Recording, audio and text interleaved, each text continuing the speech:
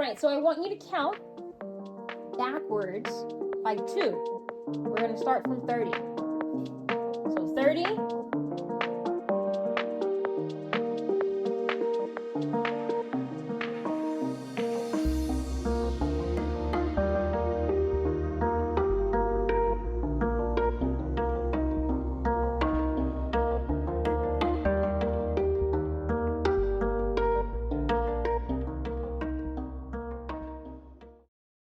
Now, have you ever tried walking and texting at the same time? I'm sure you have.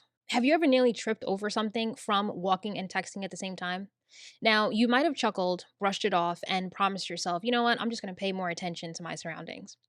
But imagine if multitasking wasn't just a clumsy mistake, but an actual dangerous situation. Now, I want you guys to think of the millions of people who are recovering from a stroke or traumatic brain injury, or they have a neurological disease like Parkinson's disease or dementia, or even just normal aging. Multitasking can become difficult and it can actually lead to unsafe situations. Of course, you might be thinking, all right, Danetta, well, you know what? How can the lack of multitasking ability actually pose a danger to someone? And I'm really happy that you're thinking like that, right? Well, let's think of some real life situations. Think of someone who's crossing a really busy street and they're also watching for oncoming traffic at the same time. Or you're in a grocery store and you're pushing a grocery cart and you're scanning the shelves, but you're also avoiding bumping into people. Or this is a person who is of age and they're at home in their house, right? And you would think that this is the safest environment. Okay. What if they're unable to divide their attention between walking and talking and end up tripping over a rug or object on the floor? What about someone who has difficulty processing environmental distractions while also maintaining their balance? Or even someone standing up from a couch but forgetting to reach over and grab their walker? Or even attempting to drink with a mouth full of food and they're just unaware. This is where cognitive dual task training becomes necessary and important. And I'm going to take a couple of minutes today to describe what it is, and how it can benefit someone who has difficulty multitasking. So, what is dual task cognitive training? Dual task cognitive training is a therapeutic approach that systematically challenges an individual's ability to perform a motor task, such as walking, balancing, standing, or manipulating objects, while simultaneously performing a cognitive task, such as solving a problem, remembering a sequence, listening for a cue, or making decisions.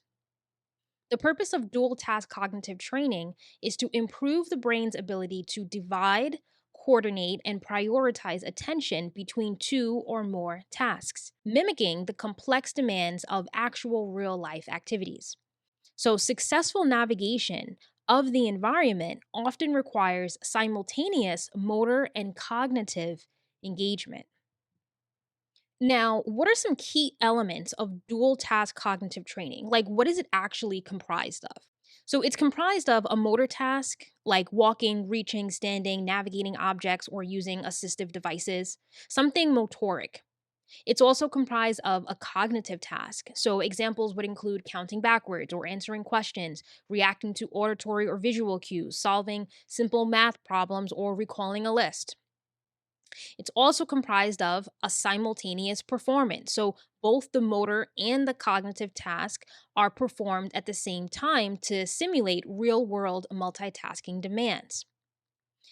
There's also progressive complexity. So the difficulty of either or both tasks, being the motor or the cognitive task, can be increased systematically as the individual's skills improve. So, for example, by adding more complex cognitive challenges, like counting backwards by 4 or 6 instead of 2 from 30, or instead of rolling a ball back and forth, now you would throw the ball back and forth, or you would bounce the ball back and forth.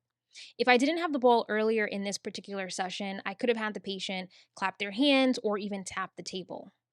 The last element would be functional relevance. So, the tasks that you give the patient should be designed to be meaningful and directly applicable to the patient's daily living activities.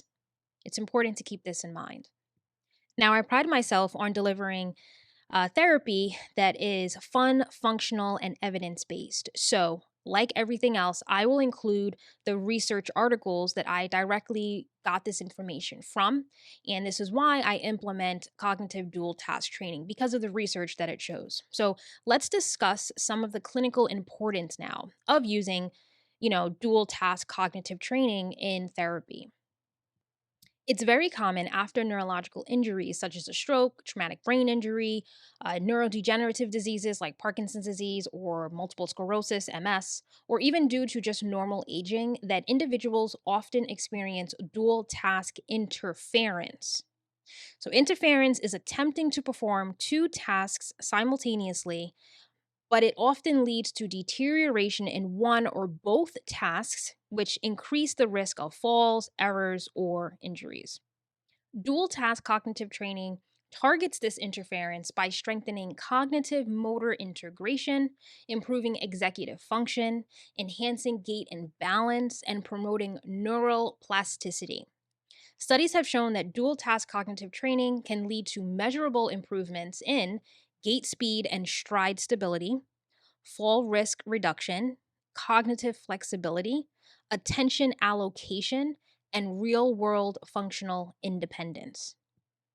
I'm going to include 3 research studies that you can review on your own time, and they would be located in the description box underneath this video. So if you have stuck around with me so far after 4 minutes, go ahead and drop a comment down in the comment section below and say, I'm still here.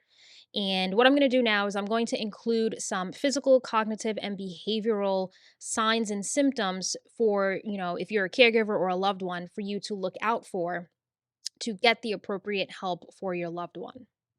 So, some cognitive signs would include trouble following two-part instructions like, hey, grab your coat and meet me outside, pausing or zoning out when trying to walk and think at the same time, answering questions much slower while moving, confusion in busy environments like at the mall, a doctor's office, or at family gatherings, or irritability or frustration when multitasking is required. This is typically a sign that the person is overwhelmed. Some physical signs would include frequent stumbling or tripping, even on an absolutely flat ground, shuffling steps or a noticeably slower walking pace when the person is talking or thinking, sudden freezing, so stopping mid walk, looking confused about what to do next, a loss of balance while doing everyday activities like carrying groceries and talking, using walls or furniture to steady themselves while moving around the house, or difficulty getting up from chairs while talking or focusing on something else. Lastly, some behavioral signs would include avoiding activities that the person used to do easily, like cooking, shopping, or attending events, a reluctance to walk outside or move around the house without any absolute obvious cause, an increased fear of falling, and even withdrawal from conversations while walking or moving. So the person may go quiet to focus only on their particular movement. These all could be a warning sign that the person's brain is struggling to manage thinking and moving at the same time. And that's where cognitive dual task training can make all the world of a difference. So, thank you guys so much for taking the time to learn about a great treatment that a speech language pathologist can offer to help your loved one improve their cognitive flexibility and safety. If you are in need of a speech language pathologist, please feel free to reach out. I service all of Long Island and I can be reached via phone or email. You can reach me at 631-621-6079 or send me a quick email at info@healthandspeech.com. Thank you guys so much, and don't forget to subscribe and hit the bell notification to be notified of future educational adult-related speech pathology videos. Have a great day, guys.